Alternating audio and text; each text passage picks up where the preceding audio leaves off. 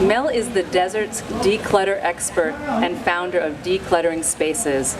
Before she became a declutter expert, she was a cluttered, depressed, and suicidal adolescent. No one thought she was going to make it to her 18th birthday. We're glad she made it past that. Now, she has freedom from clutter and experiences happiness and abundance in every area of her life. She wants you to know that no matter how much clutter you have or how far down on the vibrational scale you feel, you too can get free from clutter and experience happiness and abundance in every area of your life.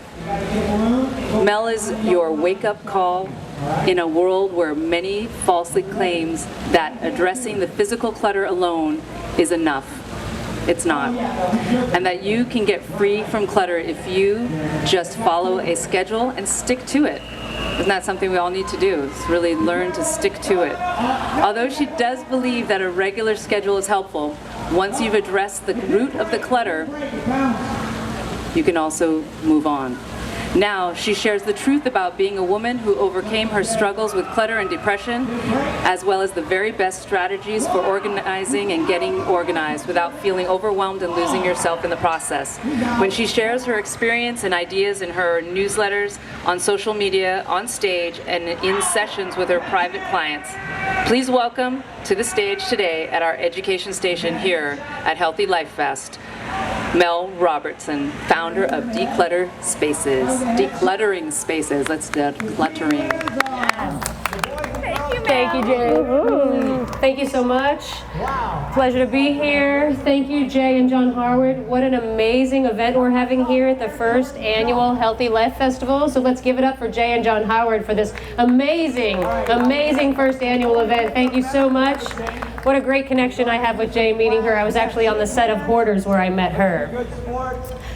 So, fun fact, I came in first place in a stock car race before I ever came out of the womb. Yes, the womb. My mother raced in an all-women's powder puff race while she was pregnant with me, and she won. Now you can understand why it's been so hard for me to slow down all my life, and why I feel like every road is a racetrack. Hi, I'm Mel Robertson, the desert's declutter expert and founder of Decluttering Spaces. And what I do is I help my clients get free from clutter, physical, mental, and emotional, so they can make space for the magic to happen and experience happiness and abundance in every area of their lives.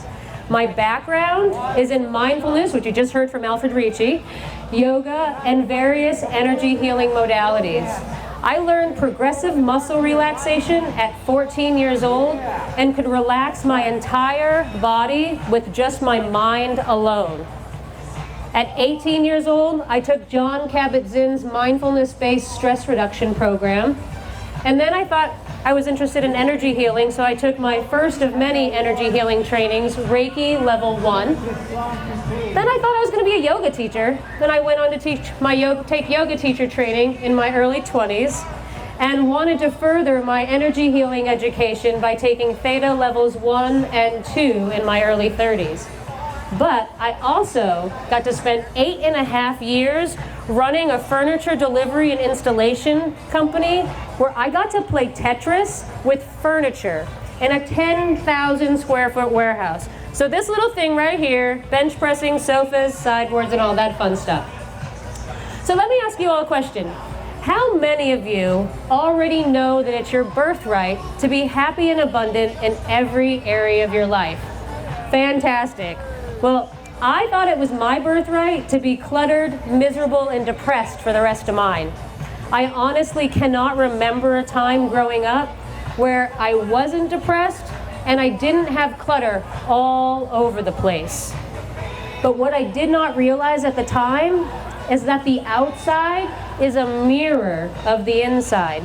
There's a principle of correspondence in operation in the universe. As above, so below.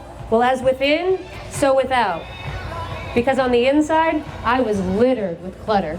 I was full of repressed emotions, resentments, fears, and limiting beliefs. It's what I call inner clutter. But to be quite honest, Clutter was really the least of my worries at that time in my life. I was not expected to make it to see my 18th birthday alive.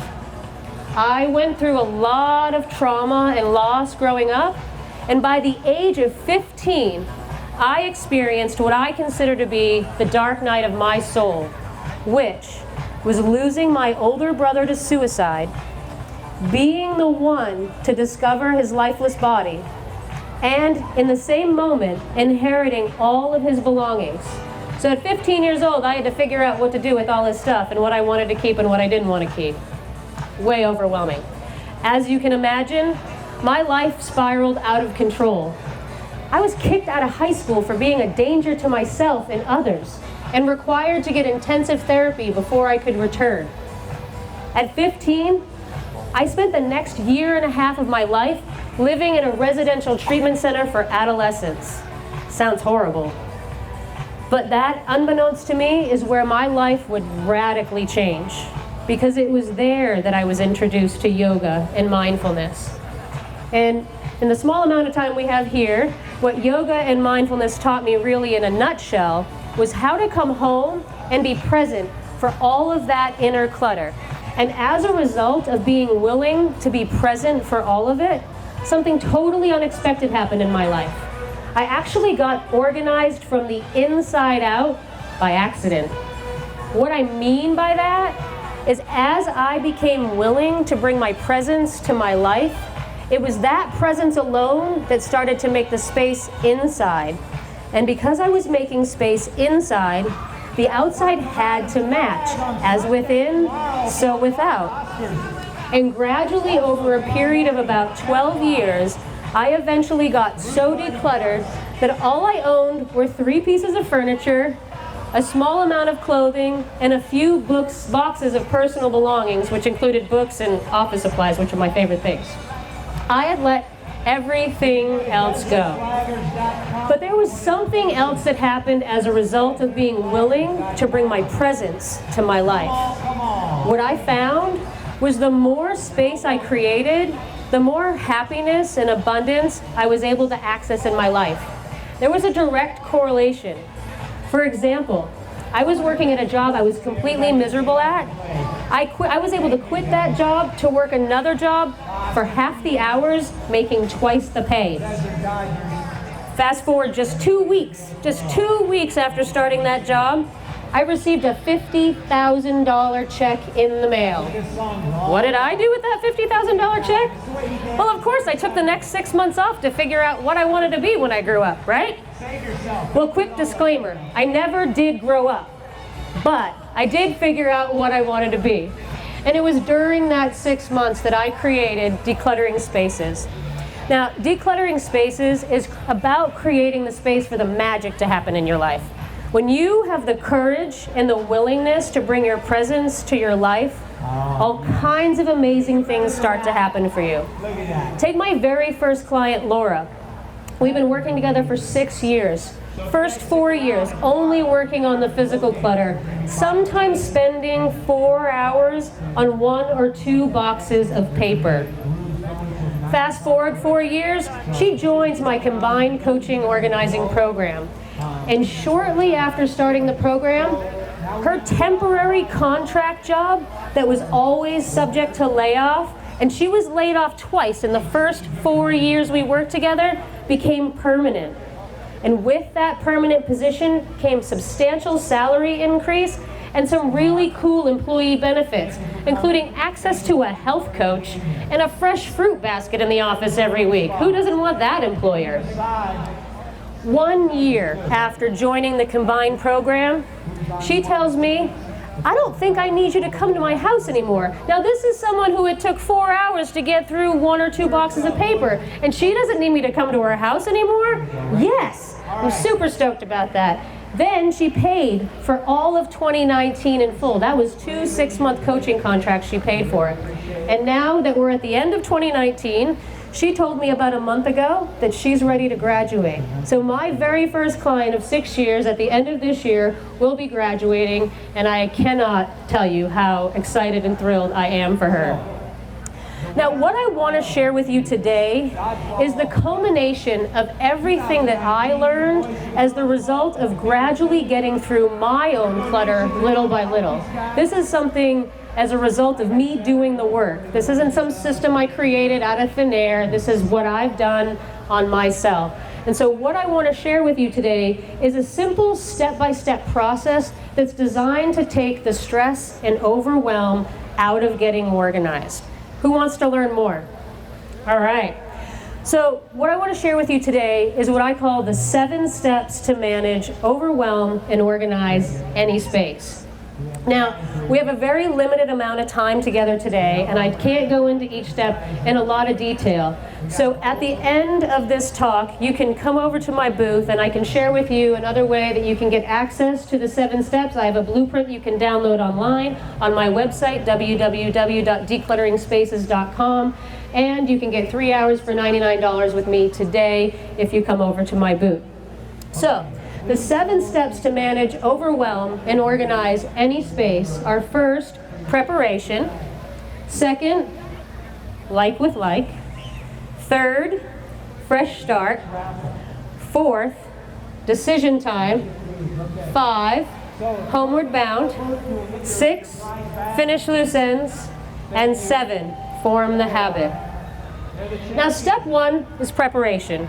Of course, when you think of preparing, you think of getting whatever containers you're going to need to deal with the clutter, the donations, the trash, the recycle. But the most important part in preparing to get organized is to bring your presence to your life. And I teach my clients to do that through a process I call allowing the now, or ATN for short. I stay away from the meditation word because it already stresses people out and they think they have to quiet their minds down and do all this work. The whole point is to be with yourself right where you are in each moment. So, the most important part in preparing to get organized is to bring your presence to your life, one moment, one item at a time. And you do that simply by closing your eyes and just paying attention to your breathing and noticing what it feels like to breathe in your body without trying to change it. Is your breathing shallow? Is your breathing deep? What does it feel like to breathe in your body? And just being willing to take a moment and do that, that presence alone is what starts to make the space inside. And when you make space inside, the outside has to match. It's law. It's the principle of correspondence. As above, so below. As within, so without. Once you take a few moments to bring your presence to your life, the next part in preparing to get organized is to choose whatever area you're going to work on.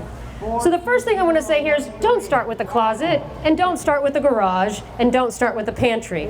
You want to start small and build your way up. When you start doing decluttering and organizing, you have to build the muscle. You don't go tackle the whole project all at once. You wouldn't go try to curl a 50-pound dumbbell at your first time at the gym, right? You'd probably start a little bit lighter. So I want you to start small, starting with one bag of stuff that's collected that you've avoided putting away, or one box of stuff, or one small surface like a coffee table or a side table.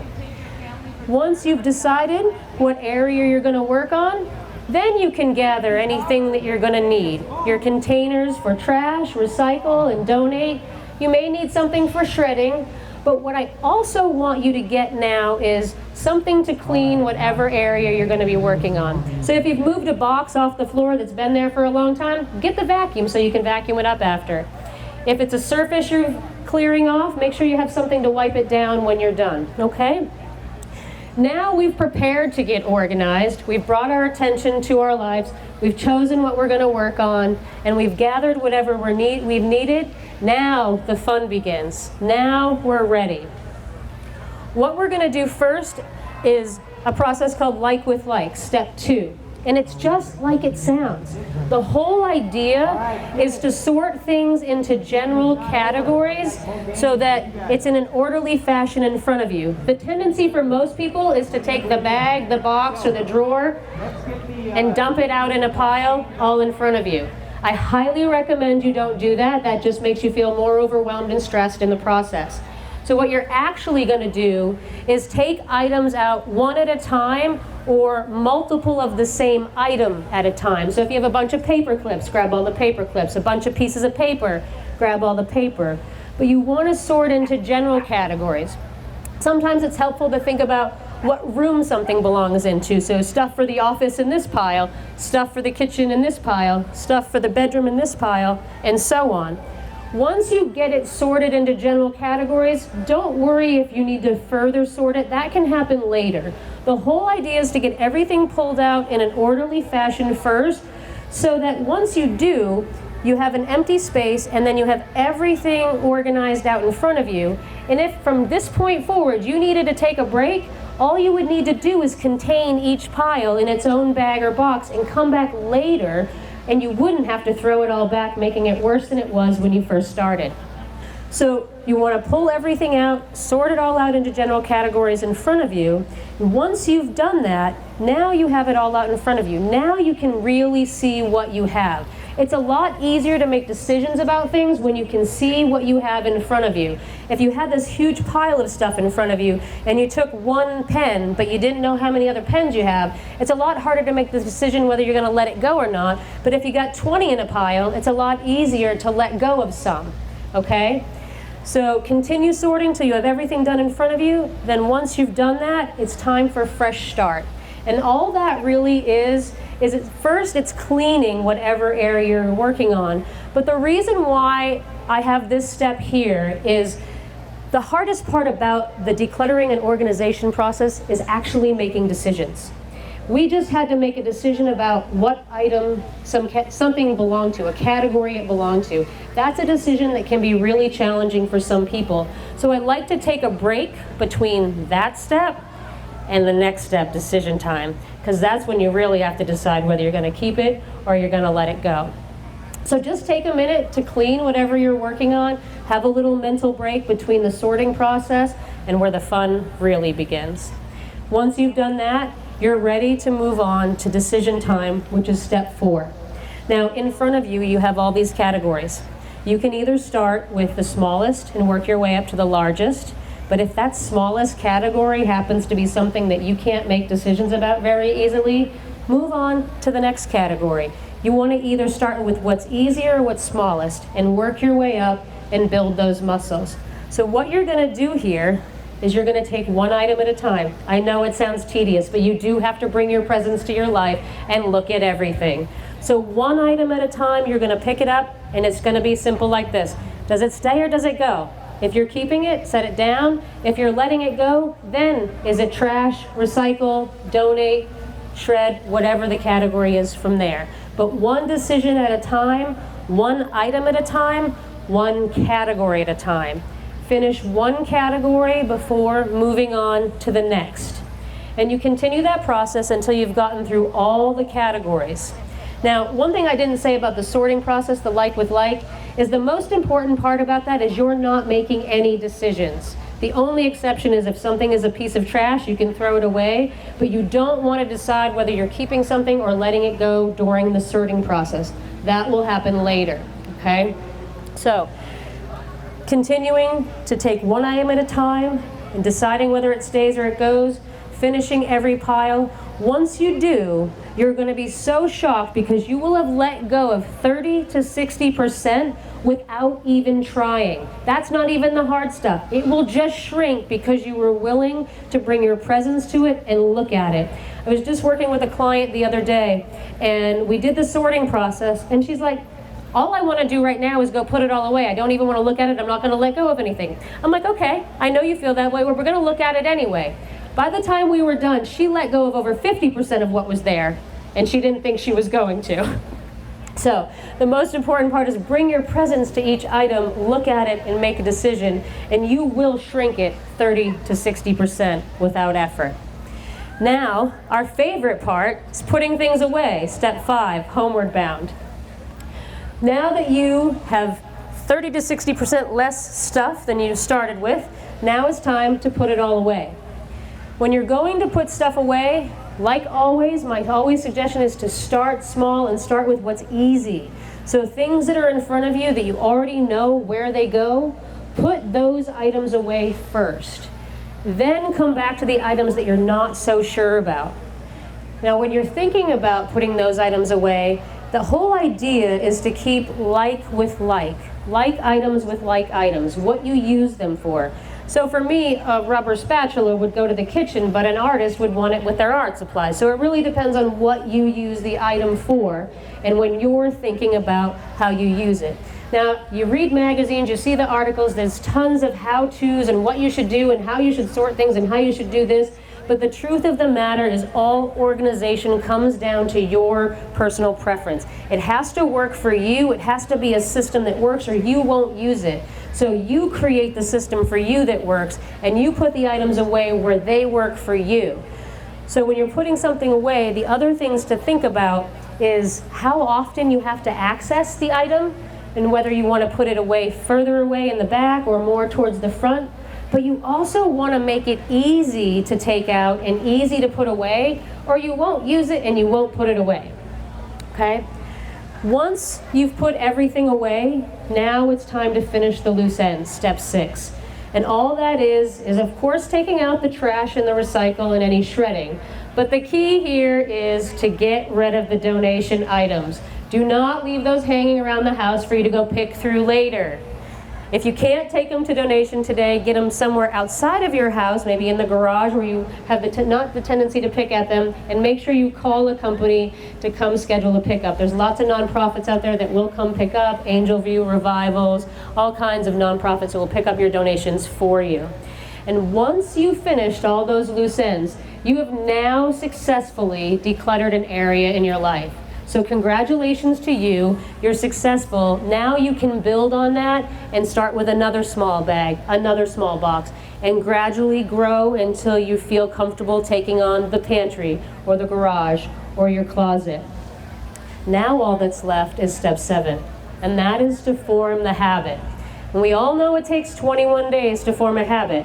So you need to consistently start working on the clutter in your life, just spending 5 minutes a day. If you took 5 minutes every day to just work on a little space, you would be so surprised at how much space you created in your life. And when you start creating space in your life, you're making space for the magic to happen. So that's the 7 steps to manage overwhelm and organize any space. And to recap for you, step 1 is preparation. Step 2 is like with like. Step 3 is fresh start. Step 4 is decision time. Step 5, homeward bound. Step 6, finish loose ends. And step 7, form the habit. Thank you so much for having me. If you have any questions, I am over at the Decluttering Spaces booth right there.